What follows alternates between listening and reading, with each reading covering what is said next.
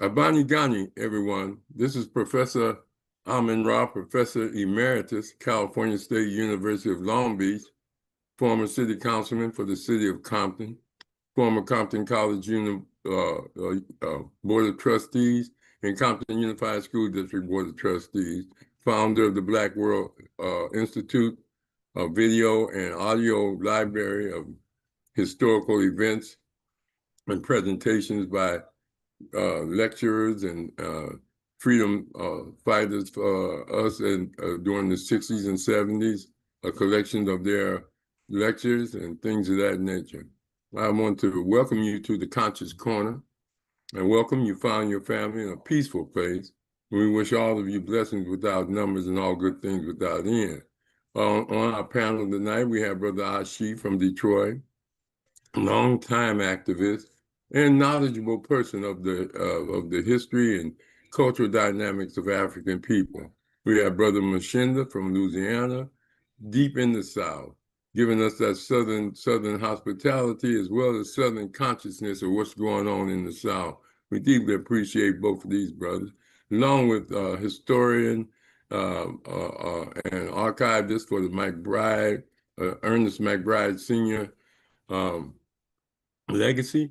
His son, Ernest McBribe, a historian with regard to his memory and oral history and living history that he was a part of in Long Beach, along with his father and relatives, that really shaped Long Beach and got the first Black city councilman elected and just got the people active in pursuing dignity and a sense of pride in their community. And that's why they named centers and schools after his father.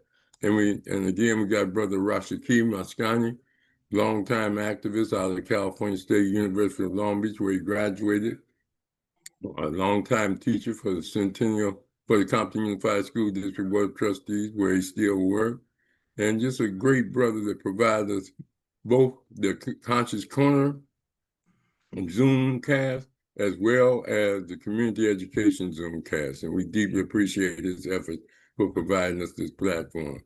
We're going to get into some subject matters today.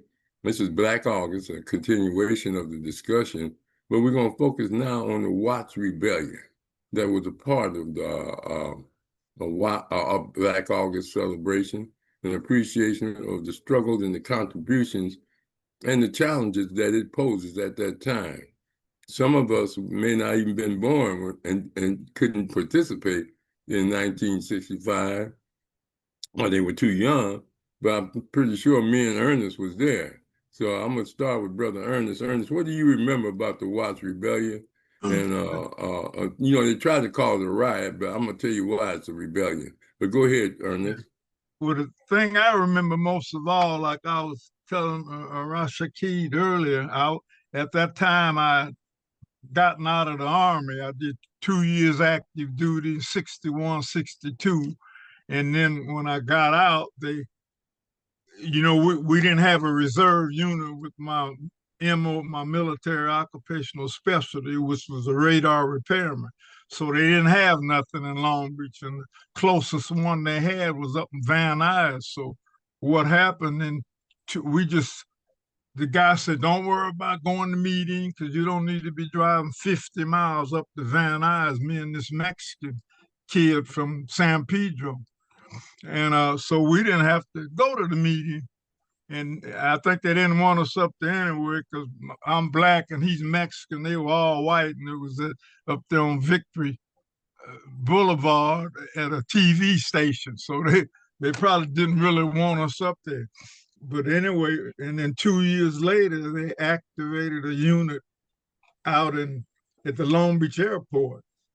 And the night we had a meeting, the weekend meetings, you have every other weekend, you have meetings when you're on active reserve. So these police officers drove up out there. We were kind of looking at TV and listening about the riot, in this big day room, and our first sergeant, they say, hey, there's some police officers out there from Long Beach Police Department.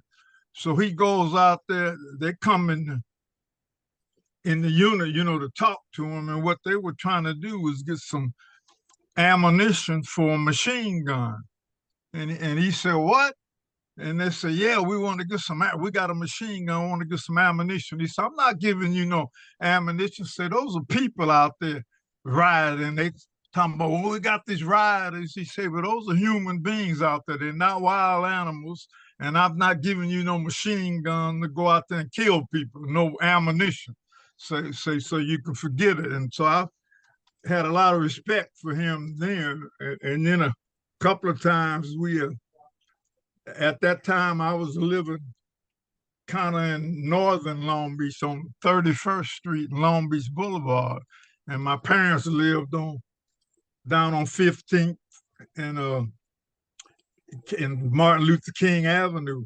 And we went over to visit them, and they had the whole area blocked off, like coming into Long Beach, because of Hill Street and California Avenue, they had a police blockade, and then also on Orange, and then Long Beach Boulevard, everywhere leading into downtown Long Beach. And they stopped us, me and my wife, and they stopped us, and we had to show IDs and all this, in order to go home. And they wanted to know, well, where you been? And I said, to visit my parents, because they live over in the area where it was kind of happening.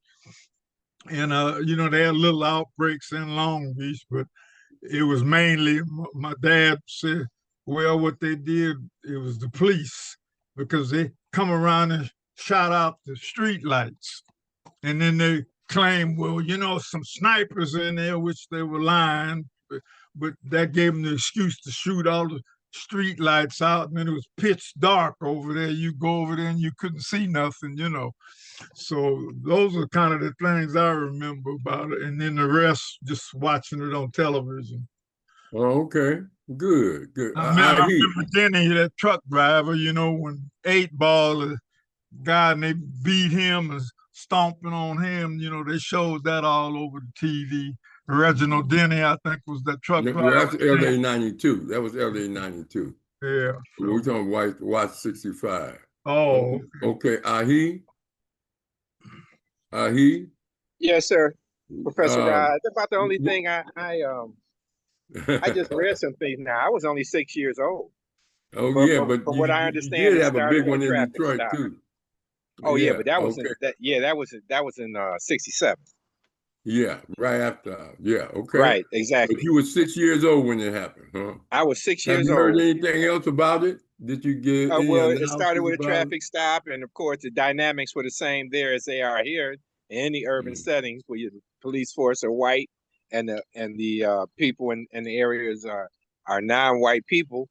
That type of tension. And then the economic situation has something to do with it, the job access for unskilled people and for some skilled folk. So that exacerbated it. So, but I think I'd be wise to listen to you and Brother Ernest this evening, because you are actually there and looking at it and probably in it. So, all right, Brother Mshinda. Did you have any relatives or I don't know, what did you think, what do you know about the Watts rebellion? Well, I was around. I was little, so I don't remember it personally. But I'm gonna tell you, I remember the energy, and I tell my wife certain things, like when John F. Kennedy got killed, I was, Yeah, that was in 68. No, 63. That's right. Yeah, and what I was saying is, I'm using it as an example. I was telling her, I remember I was sitting down, and I was a baby. I wasn't even walking, I don't think. But the point is, I remember that. You couldn't remember that, but it's something in my subconscious. And maybe it's something that they play every year, his death and this and that. But the point I'm making is, I remember that funeral. But moving to the rebellion, though, my dad, who was, he was in play, in a lot of different things, and activists and all. And so I recall him telling me when I was young too. I don't think it was like that night it happened. But I remember it was a lot going on at that time, and it was a lot of sirens and things, well, like news and things like that. I can just in my subconscious remember certain things. But he was somewhere, in LA was like on lockdown, I guess. It wasn't just Watts, it was a lot of arteries that, it was curfews going on and things like that.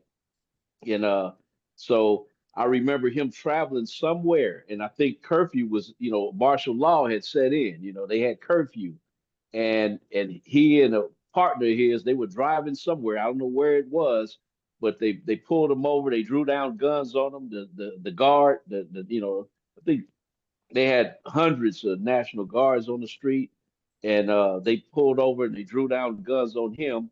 And so they were concerned about it's something in the back seat that was on the floor. It was a bag, and the bag was saturated, looking kind of greasy. So they're thinking Molotov cocktail. They thinking of some kind of explosive. They're looking at this paper bag. Professor Rahh, you remember Emil's in Watts? Emil? Yeah, Emil's the burrito shop. Yeah, I think that it was Over near there across the street from Central. Jordan Downs. Yeah. Oh, across the street. Yeah, right across the street from Jordan Downs. Yeah. Yeah. They had a little burrito shop right there called Emil's. Mm-hmm. Well, anyway, it's a famous spot. That was one of the best. If you eat burritos or whatever, they had it going on. That's where a lot of folks went. So my point is, so they were concentrating on this bag in the back of my daddy's car, this greasy bag. They thought he had some kind of explosive, and it was one of those. He had ate a burrito from Emil's and threw the bag in the back of the seat. I said, and the guard was tripping. They thought he had some kind of explosive, and it was just they pulled it up, and it was just a bag with a wrapping in there from one of them greasy burritos that they sell at Emil's, full of lard and whatever they got in them burritos. But I remember that. But he was out there after curfew. But anyway, moving forward, that was just my own personal. Of course, I studied it over the years after I got older. I kind of understood, what went on. But I just want to say this that it kind of highlighted. It was part of the civil rights movement. It was part of the, the temper, the environment, the atmosphere of what was going on in LA and Watts and just with black people in general in LA County in terms of the police abuse and things like that. And which goes on still today, in my upbringing and fully grown and things like that. So it kind of depicted what was happening on the West Coast in terms of, like political disenfranchisement, redlining and, segregation, because you hear about that in the South, and where I'm at here, you hear about that all day long. But, California had it going on. And so that kind of really, exposed that sickness that was good, that goes on in places that we thought that might have been limited to the South, which, so anyway, that's just my input. As far as anything that I remember personally, no, I remember more of the what is the 91, 90, the one that happened in 90, was it 92 with the Rodney Yeah, King and LA all that. 92, LA I remember 92. that one because I was Yeah, driving around. Rodney Yeah, King. I was out there then. I wasn't looting or anything, but I was in the streets then, and I was checking it out, and just observing what was going on, and talking to folks and doing my thing. But yeah, so. But that's it. I just wanted to share that little personal tip that my dad shared with me. I remember the National Guards drawing down on him, telling him he better go home right now, and that type of thing. Remind me during Katrina when we had a curfew here, and the National Guards drew down on me and my wife and another relative in the car because we were out after curfew, and we were telling them, we was going to help a sick elderly person, and they let us on through, that kind of thing. They'll draw down on you in a minute, but anyway, it depicts, the ills all over the country. Like brother, like you say, in '67 Detroit, and across America and all the different hot spots that were going on, you know. So I'm all ears. I appreciate everybody. All right, good. Brother Rashaki, what do you remember? That's the year, that's my birth year. So I probably was watching TV and didn't know what I was watching. That was my birth year. All right. But did anybody teach about it when you was going through school or any lessons? Yeah, it was mentioned. You know, Okay. I listened to you a lot of your commentary when we was in the Black Studies department about Oh yeah, but that's in college, yeah. Okay. yeah, I didn't. Let me They didn't talk about it. I don't think too much in during my formative years. You know, kindergarten through through 12th. I didn't hear too much about it, but I knew. I heard about it and all of that. Okay. Yeah. Well, let me just give y'all first a brief history. It really was Los Angeles rebellion. They want to call it a riot to make it seem like we just went out there mad and just start burning and throwing things and stealing and stuff. That's why they call it a riot. But it really was a rebellion. But before I even go into that, let me tell you about the Watts community. I grew up there. I lived on 101st and Central, 109th and Watts Avenue, 11th and Watts Avenue. I went to Ritter Elementary and I went to Markham. And we walked the streets in Watts. There was a park. It's now called Ted Watkins Park, but when I was coming up, it was Real Rogers Park, right there across from Central. There were a lot of Black flourishing businesses throughout that area of Los Angeles. As a matter of fact, they used to call it Central. South Central people moved from downtown and East LA down to Central with the Dunbar Hotel and many chambers, shoe shine shop, and the young kids used to sell newspapers, the Herald Examiner or the Times, 10 cents at that time, 15 cents. You kept a nickel, the people kept a dime, and the Jet. It was a flourishing Black area.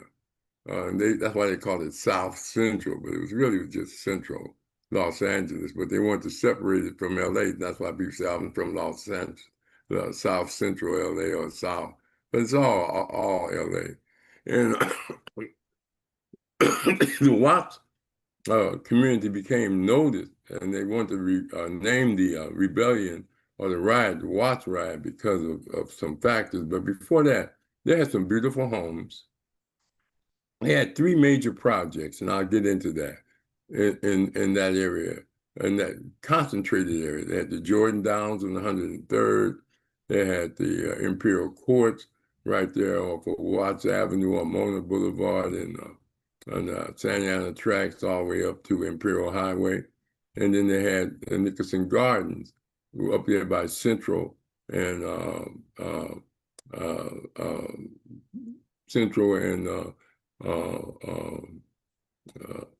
Imperial Highway. There's also Compton Avenue at that time. And so, but most Black people lived in all three of those projects. And that's a very important point. Latinos were there too. And they operated a lot of businesses in certain Latino areas. We was fixing up cars. It was just a nice place. You know, most people played ball. They had plenty of churches. But there was some sections in that part of LA that had beautiful homes. Hard-working class Black people lived there, but they stayed in what they call a South Central area. They wasn't in where you say Crenshaw is now, and many wasn't even in Long Beach at that time. Gardena hadn't even started, or Carson. Those were not cities at that time. And then, right there, Willowbrook area. But there were some nice homes and nice people. The police was very brutal. As a matter of fact, they were so bodacious, they used to drive around in one car, police and sheriff. almost all police agencies went through them areas, giving people tickets for their car being dropped too low, or their pipes are too loud, or any reason to pull people over. There's a lot of oppression that was going through with the police. And as Mshinda pointed out, they had some major assassinations leading up to the rebellion. Malcolm X in 64, 65, as well as the Kennedys, and as well as we was watching Martin Luther King them get beat as nonviolent people, up to 1965. And there was two movements. It was a civil rights movement. It was mainly Christian and religious group that taught nonviolence under the leadership of Dr. Martin Luther King and other ministers that chose to follow him. Many didn't. And then there was not only that, but then there was a Black liberation movement that started in 1967, but it was inspired by the 65 rebellion.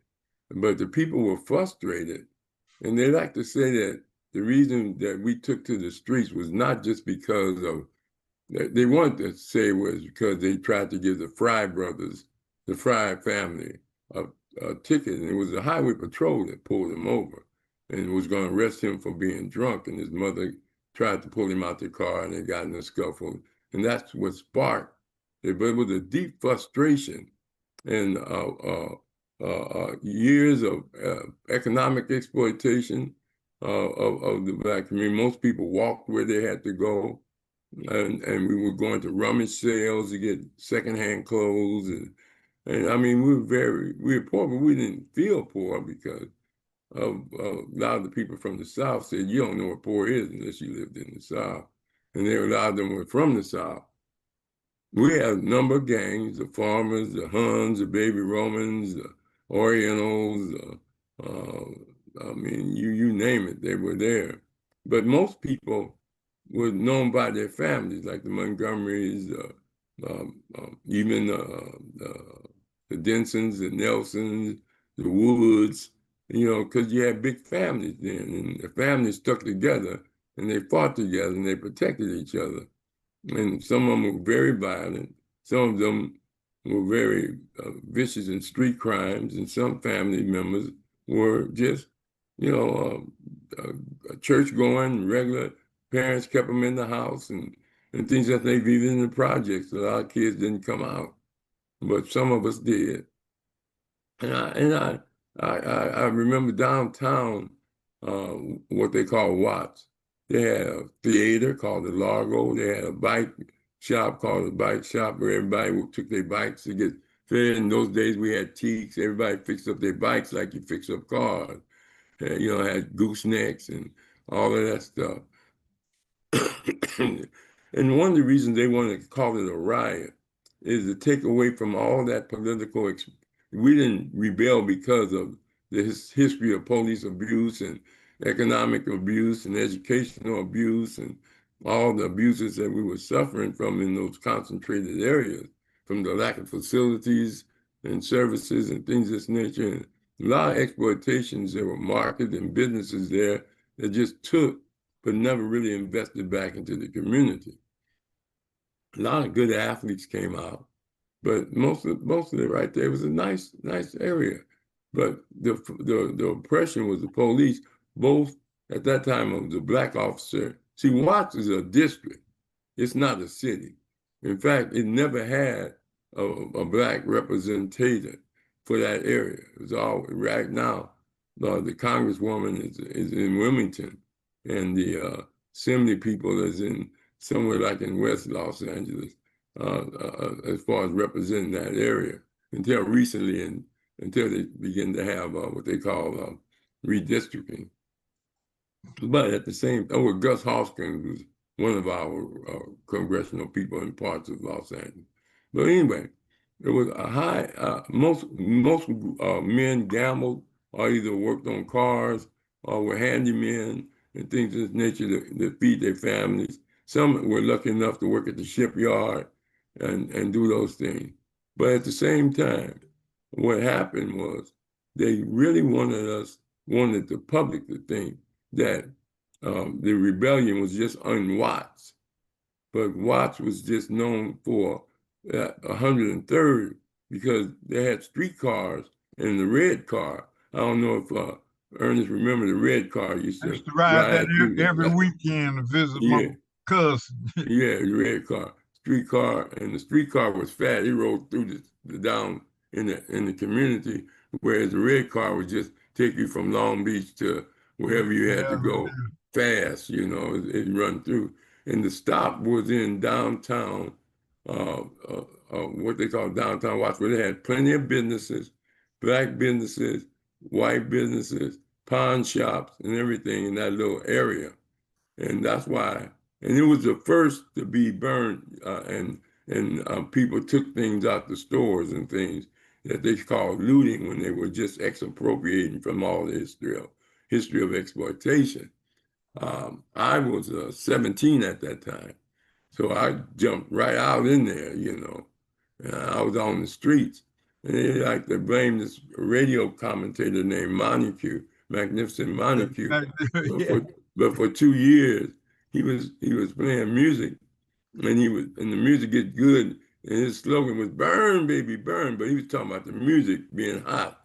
At that time, we had a lot of fast music, and it was real good. And he had come on KJLH, and he'd say, "Burn, baby, burn." Well, when the Watts Rebellion started, some people were hollering, "Burn, baby, burn." Yeah. So they blamed him, saying that he incited it. They fired him from the station, he left, and he went down to Palm Springs, but they blamed him, saying that's why all the burning started, because he was saying, "Burn, baby, burn." He thought they were telling the people to set fires, but he wasn't. That was just his music, way DJ. And so they wanted to say that was the reason we was out there, because of him. Then they said again that the other reason we was out there was not because of the police abuse, not because of all the discrimination, the assassinations and the beating of our people on national TV with water hoses and dogs and stuff that frustrated us. They didn't want that. So they said it was too hot. And remember, we used to go around and they say, "You better leave us alone. It's gonna be a long, hot summer." And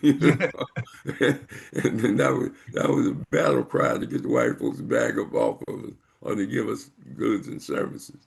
And so 33 people got shot. One of the first people shot, Ernest, was in Long Beach. He was a sheriff officer. Yeah. Understand? He got shot. And that made the police real mad. Yeah. But they couldn't contain us. So they said Watts was from Alameda, because they blocked off Alameda, because Alameda was where Linwood, Southgate, and Florence areas were predominantly white, and even West Compton was predominantly white, East Compton Boulevard. All the police lined up on the passageways into those areas and wouldn't let people through. They set up roadblocks. So they kept it from Alameda, and then they said all the way to Crenshaw. And then they said Watts was from Rosecrans to Washington. And that was the Watts area. Well, that's Los Angeles. All damn near all Los Angeles. But anyway, they didn't want to say it was the Los Angeles rebellion, even though a lot of the expropriations and the struggles expanded beyond 103rd. The reason it started on 103rd, you had those three major projects, and we could walk there downtown LA, downtown Watts, and the train stopped. That's how it got its name, down to get to downtown Watts. They said Watts stop here for downtown, and that's why it was just 103rd at that time. But anyway, the struggle continued, and then they said, "Why are we doing this? We're burning down our own stores and things of that nature." But most of the stores were owned by Jews and Latinos and Asians. And black people, I mean, most of the ones that were abusing us were owned by them in the liquor stores.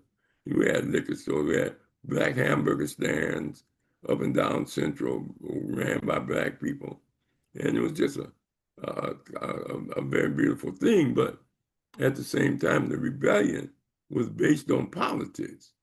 That's why we're rebelling against the history of exploitation and abuse. Now, some of us just out there and with a criminal element, because I was out there and I know. But the battle cry was not just burn, baby, burn. It was get whitey. That was the major slogan, get whitey. And even light blacks, real light blacks, Creoles, couldn't go down the street. You understand? They all had to. The Nation of Islam pulled all the Muslims off the street, and they pulled all the black officers off the street. And they had to hire black reporters to go into the area to report it. They had no black reporters. And so that's when they started hiring black reporters. And so they would come in and do the stories. And they wanted to say, well, uh, uh, about the 13th or 14th, when they started to stop, that it was because the National Guard came. They came with their bayonets on their guns, and like I said, they shot 33 people, and the 30 of them was all black people. Mm. And they were shot in the back, and they did no autopsies on them. They just, they were just shot. The majority of them were shot in the back, at least 15 or 16 of them. But anyway, we're young brothers who were in gangs right after the rebellion. We began to get political. And so the Orientals, the Royal Gents, the Baby Romans, Huns, and Formans became the sons of Watts. And then you had the daughter of Watts, the mothers of Watts, WLCAC. They started throwing money in and anti-poverty programs throughout the South, Central, and Los Angeles area. You had the CAP agency in Long Beach. If Long Beach wasn't going up, why did they give them a CAP agency? Why did they give them 555 Pacific Coast? You understand? And then at the same time, Long Beach Improvement League. All of that was the fun jobs and programs.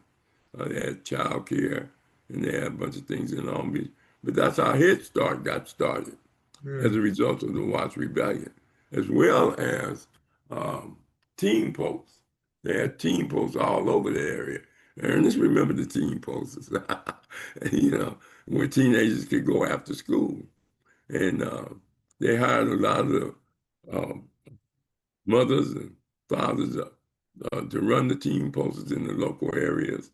And and they were making money, as well as the anti-poverty program. And every time they get ready to fund it, they say, you better fund them. You better fund them another year. It's going to be a long, hot summer if you don't give us no money. And that's we had. I was part of a group called Young Men for Total Democracy under Bob Simmons and Bishop Brookins. And we had Max Factor brother, John Factor, bought us a camp in Banning, California. It was called Camp Brookins Factor, and Brother Bob Simmons ran it. Matter of fact, in 1970, I took a whole bunch of students up there under the Black Athletic Association, along with Martin, me and Martin, your nephew, to Camp Brookins Factor with Bob up there, and we stayed the weekend from Cal State Long Beach. But getting back to the Watt, people say, oh, you burned down your own city. They try to make us feel bad. We didn't burn down the city. We burned down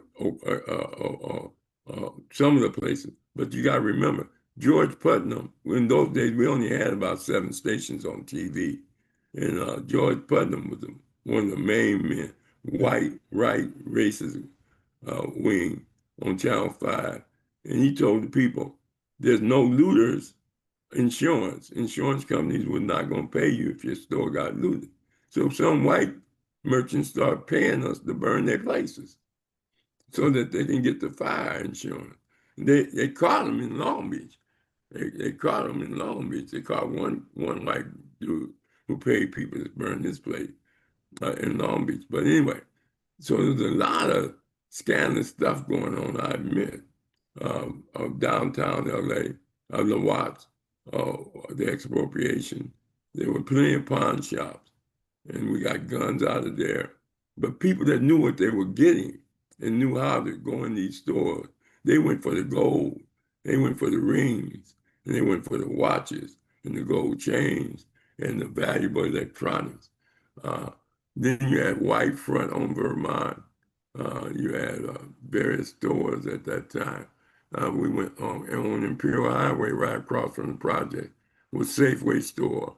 They didn't have all these stores you have today. And then, but out of it, when we was coming up, we used to have to, when we had an emergency to go to the hospital, we had to go down to Big General off of Soto Street and First Street in downtown LA. They didn't have no Harbor General. There was no Kaiser. There wasn't no hospitals in the area. The only hospital was the big county. And even them were exploiting us. Because if you had your baby in the hospital, they charge you. They used to keep the women 3 days after they had babies. And now they send them home right after they had the baby. But in those days, they kept them 3 days and run up a bill.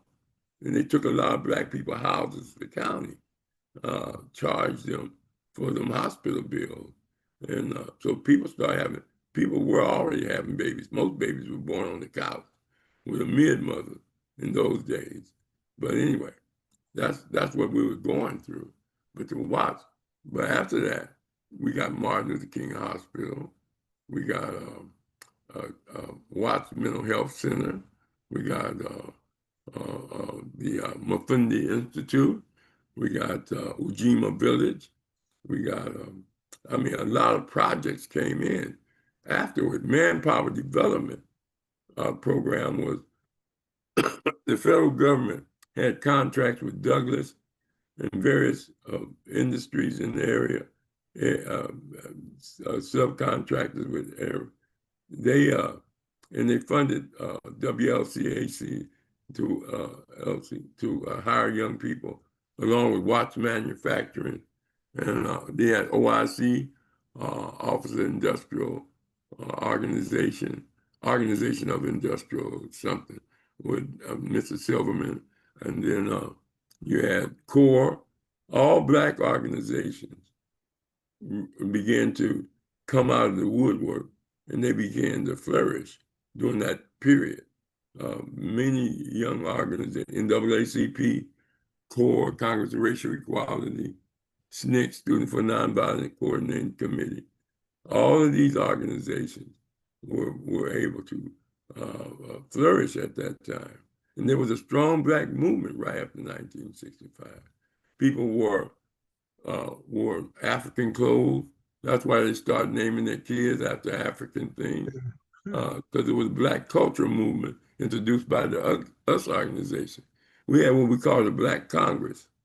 And that Black Congress was where we tried to unify all the organizations. I was security for the meetings, me and my boys, along with all the various organizations. But it was hard for them to build the principles in which to operate, because all of them had their own agendas. The Panthers was a defense organization, and they were an integrated organization. People like to call them Black Panthers, but their attorney was Charles Gary, a white man. And if you look up the Chicago 7, he was Bobby Seale's attorney, as well as they ran Eldridge Cleaver in 1968 for president, what they call Peace and Freedom Party. They're socialists. And Angela Davis, they ran her for president in 1968. You have to remember that Eldridge Cleaver's book, Solo on Ice, was dedicated to his white girlfriend, you understand? And that split a lot of the black organizations away from the leadership of the Panthers, because they were an integrationist group, and they were heavily funded by white. Jane Fonda, Marlon Brando, all of them gave them big money. You understand? But Edgar J. Hoover had a different agenda. He considered Martin Luther King one of the most dangerous men, and the US organization one of the most dangerous organizations with Martin Luther King, because he used Christianity and turned and weaponized it for the liberation struggle of nonviolence, organizing churches and changing the Christian doctrine into a civil rights movement. That's why he started the Southern Christian Leadership Conference, and the US organization was being met with resistance from Black people and white people, because they were saying what Black people needed was a cultural change, meaning a change in values and views. You can get them jobs, but if they didn't keep the job because they didn't want to work, or if they continued to be drugged. See, most Black people, when they wanted freedom and liberation, it was not to change and be African or Afrocentric. It was just to be free to do whatever they wanted to do. You understand? They didn't want to be a part of a disciplined or a united political or cultural movement. But see, your culture is a ritualization of your existence, your identity. And that's what Dr. Karenga and them introduced. We didn't understand at that time. I wasn't a part of the US organization at that time, because I was a street brother. We wanted to hustle. And we didn't want no political organizations in the community. We even kept the Panthers out for years because we wanted to hustle. You understand? And those groups were bringing the feds in. Wherever they were, the feds were. And, we couldn't get our hustle on. And so then they had what they call the Watts Summer Festival. The first one was beautiful. The Sons of Watts. It was a culmination of various gangs. And matter of fact, that's what really inspired the Panthers. Panthers were former gang members. The El Rookins out of Chicago was Blackstone Rangers, and the Vice Lords. They came together, and we was really on a move. It was a movement. People wearing naturals. All the music was about Black consciousness from major groups. I remember the Temptations came out, Message to the Black Man. Curtis Mayfield was full of Black music. We're a winner, keep on pushing. You understand? All of that. Ritualizing the Black woman and Black people. People get ready, train are coming. And even some ministers, Reverend Cleage and Black liberation theology. So it was a Black movement going on. Bishop Brookins, Black liberation theology. That's where Fame got its start. And it was African Episcopal Methodist Church. And you got to remember the first churches with Stevens and I forget the other brother was African Episcopal Methodist churches, because the reason they started was because they tried to get communion in a white church in the 1700s, and they wouldn't let them, and that's why they kicked them out, drug them out the church, because they wouldn't let them, and that's why they started their own churches. But we're getting all the way back. So the Watts Rebellion, although they said we burned out, shopping centers flourished, began to pop up. Willie Knowles, who played pro basketball with Boston Celtics, opened up one of the first Black franchises in Compton called Kentucky Fried Chicken, right there where Tam Burgers is right now. Willie Knowles. I went down there and met with him, and his brother took it over. Then he started a shopping center right there off of 102nd and Avalon in that area. But I mean, it was just a beautiful thing that came afterward. Jobs and everything was flourishing. Manpower development, Community Action Agency, Compton Willowbrook Community Action Agency, Westminster Community Action Agency. All of them received funds and were hiring people. And so the struggle was worth it. But don't let them think that without struggle there was not progress. And don't let them have you thinking that we burned down our own community and that we were just out there riding. In LA 92, the difference was in Watts, 65, it was the majority of people out there on the streets were black people. That's what was it. Black men mostly. That's who were arrested. When I got arrested, I was on Wilmington and El Segundo. And I was going, I just got my a check from working, and my partner and three of my partners, we were going to buy a car, and the National Guard and all of them pulled us over. And we had given one of our partners some clothing and stuff that we had took from downtown Watts. He didn't even go with us, and we just gave him some stuff. And he couldn't take it in the house because his mama wouldn't let him. So he kept it in the car. And when they pulled us over, they opened the door, opened his trunk, and they saw shoes and so they busted us. But men, adults could bail out. I was a juvenile, I couldn't. So I ended up doing 45 days until they got a chance. I was a junior in high school until I went to court, and they gave me a year probation and things of that nature. That Mr. Newman came down and testified along with Reverend Mosley about my character. And so anyway, that's pretty much Watts Rebellion. But as he said, the Watts Rebellion inspired rebellions in Detroit, New Jersey, and political conscious movements. You got your first elected black mayor in Compton, Dollar Hyde. You got your first black mayor in Gary, Indiana, and in Cleveland. There was a political movement. Up to 1970, out of the close to 80,000 elected officials in the United States, there was only 700 black people.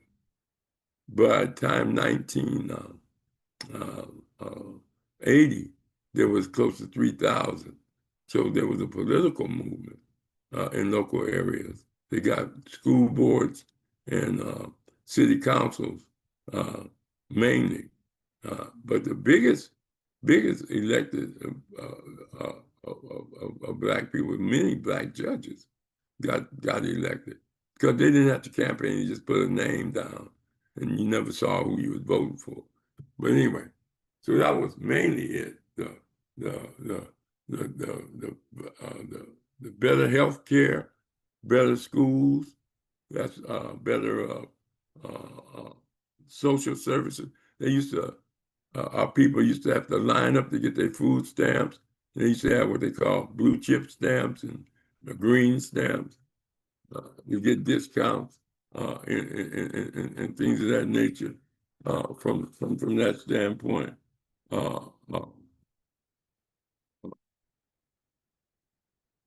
Things of that nature.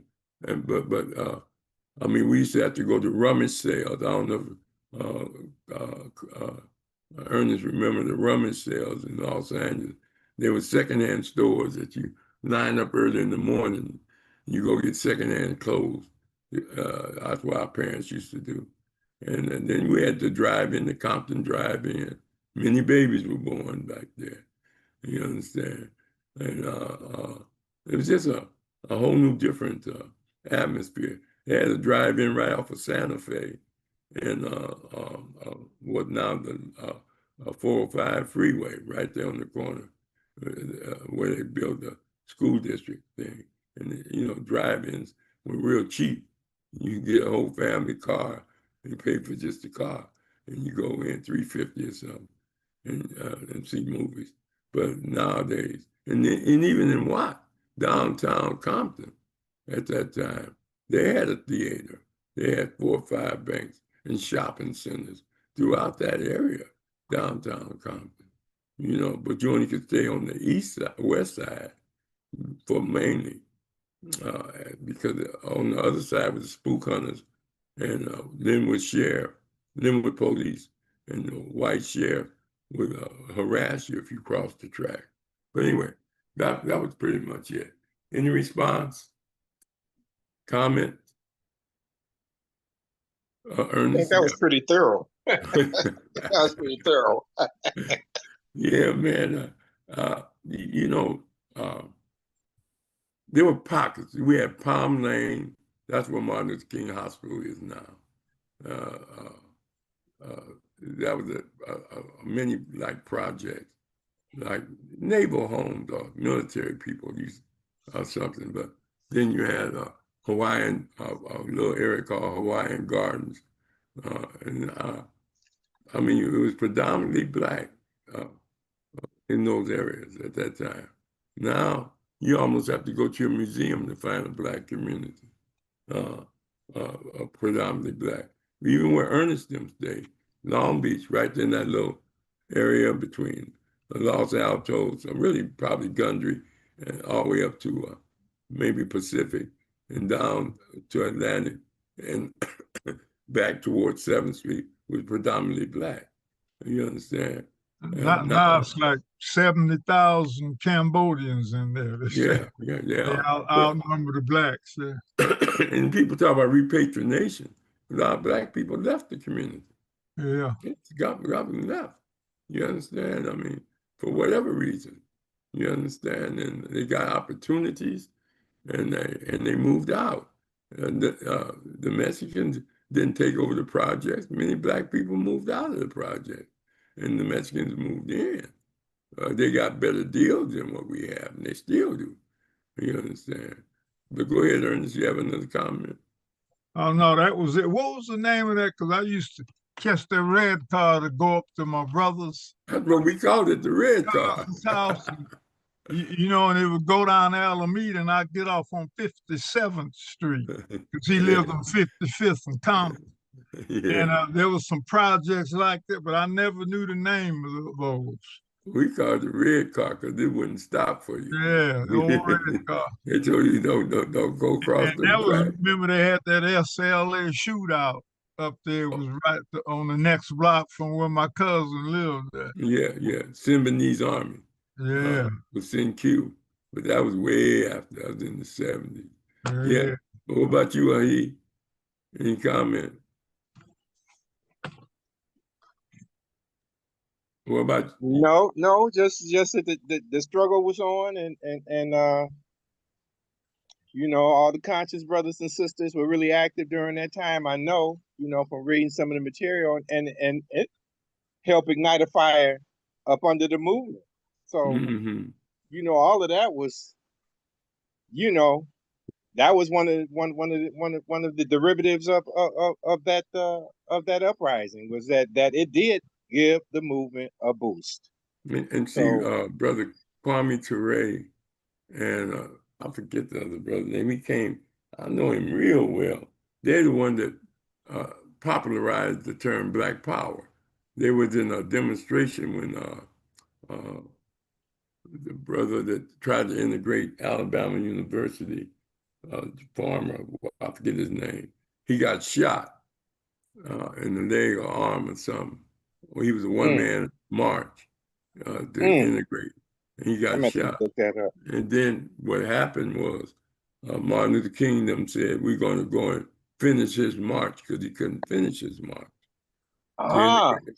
And that's and Kwame Ture and I forget the name. I'll get the name. Nick? No. Students Nonviolence Coalition? No, and that wasn't SNCC. That was John Lewis them at that time. Okay. What happened was they were marching, and quote, Martin Luther King them was marching civil rights, and then that's when Stokely them yelled out, "Umgawa Black Power," and that became the term Black Power. That's what we need, Black Power, and that's when the term got popularized. And it was called the March Against Fear. The March Against Fear. Was that Willie Ricks? Willie Ricks, that's him. But he had another African name. He came out here and hung out with us, hang out with me and Maulana, and he came to my house, along with Queen Mother Moore and all of them in those days. Dada. Yeah. Wow. Yeah, but it was a beautiful struggle. But see, people act like Long Beach was not strong. Long Beach was very strong in what Yeah, they a call lot the of West Side. my friends was with the Black Panthers. There's one friend I grew up with, Earl Satchel, was in there, and a couple other guys, you know. Yeah, we did. Alfred Jones became captain in the Long Beach area. Yeah. They called him Squeaky, and he was one of the captains, along with God, I can't even think of his name right now. But he's well known in Long Beach. He worked with Squeaky them, and well, anyway, I'll get their names. I can't remember all of them, but boy, I was out there with them. You know, yeah, I was out there with them. Right there before it was King Park. It was. They used to hang over there, and the Gundry Park, right there off of Alameda. I mean, Anaheim. Oh, MacArthur Park over there. Yeah, Cambodians and took that over. Now I'm but looking for them to probably change the name of that park any day. You know? Yeah, but they gave the Cambodians a lot of money, Yeah, a lot of support. They had a center, they had a strong political base. They the ones that helped DeAndrews get elected. And so, he worked close with the Cambodian community. But anyway, eventually they started electing their own people and things of that nature. But anyway, it was the struggle. I'm going to just say this to you. Frederick Douglass said, without struggle, there's no progress. You understand? That power will not yield to nothing without demand. And that became very true in the movement. You have fractionalized groups now. There's so many issues. In 65, there was just two issues: civil rights and Black empowerment. That was the only two issues. Right now, you got AIDS, you got all kind of programs, Black veterans. You got so many different groups, and they're all focusing on their own interests, and so it's not as unified behind just one theme or just two themes. You got a bunch of themes. We're trying to get D.C. Washington D.C. a statehood at that time. We were trying to develop coalitions with Cesar Chavez, and we tried to get East LA to become a city. There was a thrive and a movement going on at that time. It's a different thing to be out there in the streets and see it than to read about it, because you get to see you remember the nuances and the things that was going on. But anyway, it was go ahead, Rahh. No, I was just saying, when so many distractions, but it seems like our people are the first ones to run to that distraction instead of staying home and staying focused on this struggle. They're not going to come up to them and say, well, are you a gay or lesbian type? If you Black, you're going to get the same thing all the rest of the Black people. They're not going to ask you if you're conservative. They're not going to ask you what all the rest of these so-called civil rights groups out here. They're not going to ask you, are you a part of those? They're going to see a Black person, and you're going to get what all the rest of the Black people get. You should stay on home. This is the struggle that's going to liberate you in all of those instances. Yeah, but you had strong, like Reverend Cheney in Long Beach, and the Black Minister Alliance. They just started in the 70s, so pretty much. But you had some strong ministers, but they were mostly localized. Now you got mega churches. You understand, the gospel of prosperity versus change. Very few of them participate in politics. None of them are speaking against, hardly speaking or mobilizing against the genocide that's going on in Gaza, or the challenges we face as a people. I mean, you had let alone Sudan. You had that brother that had church in Manchester. You had to show your tax returns in order to be a part of the church, to pay your tithes. It's a whole new different bishop. Even Bishop Blake, he's a straight out Republican right wing. You understand? Out there in LA, whereas we had activist church members with Martin Luther King. You very seldom have a. Now you have Reverend Wright out in Chicago, but even Obama had to put him down for the run for president. Yeah. I mean, he named Obama them kids. He married them. I mean, and then when they put pressure on Obama, he left the church. Say goodbye. You know, so it's a different game out there. They spend billions of dollars to keep us divided. Everybody says, why black people can't come together? Well, they spend money. They pay people not to come together. You understand? They intimidate, give them jobs. 90% of us work for white folks. You understand? And we don't want to endanger our families and take away our livelihood. So we don't even talk politics at the job. You understand? So it's a different game out there. I mean, you got to know how to struggle, when to struggle. You're in covert. You have to go covert to a certain degree. I tell my kids all the time, don't talk politics at your job if you're in predominantly white, especially police jobs and public government jobs. That's the last thing you want to do. And don't drive a car more expensive than your supervisor. You understand? I mean, you'd be surprised at how quick you'd be fired. They used to call us last hired and first fired. And then at the same time, they used to remember the word NIC, Negro in charge. You understand?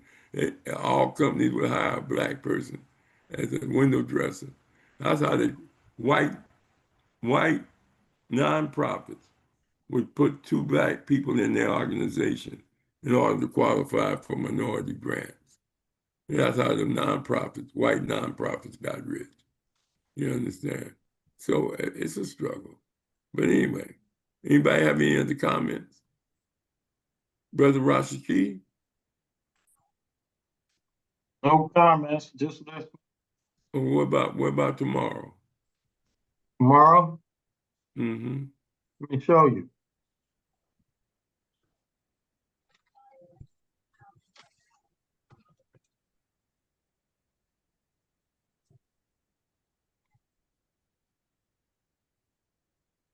We got your favorite coming on, Professor Rahh, Brother Chawari.